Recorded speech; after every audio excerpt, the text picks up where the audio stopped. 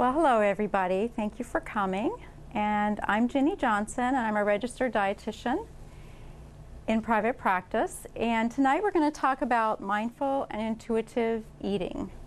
An overview of what we're going to talk about tonight. The first thing we're going to talk about is hitting diet bottom and why diets don't work. Then we're going to go on to what does work, and that is mindful and intuitive eating. Then we're going to talk about the first step in the process, and that is to reject the diet mentality. Recognize and acknowledge the damage that dieting causes.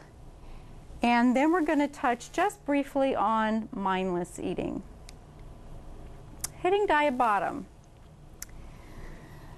We're going to talk about the dieting process, and basically the dieting process causes people to become preoccupied with food.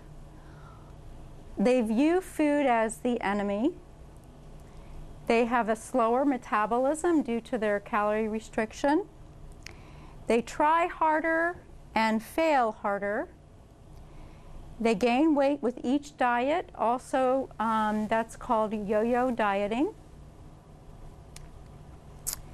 They oftentimes feel trapped and frustrated.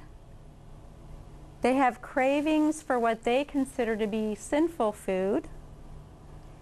A lot of feelings of guilt come along with this. And then they get to a place where they just don't trust themselves. And a lot of times that distrust about food can spill over into other areas of their lives, and they begin mistrusting themselves about making other kinds of decisions, not just decisions about food. And then also, a lot of times they feel like they just don't deserve to eat. When people are in this place of diet backlash,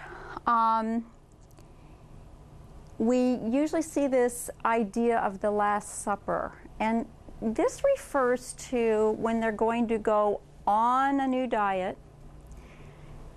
The night before they start their new diet, guess what? They have this feast. And they sit down and they eat all of the things that they're going to then restrict themselves for whatever period of time they're on whatever said diet. That is a sign that you've got some issues with this dieting decision that you've made. Another thing that happens is social withdrawal. When they go on a diet, then they no longer want to get together with friends and go out to dinner because they can't eat the forbidden sinful foods. So social withdrawal happens a lot.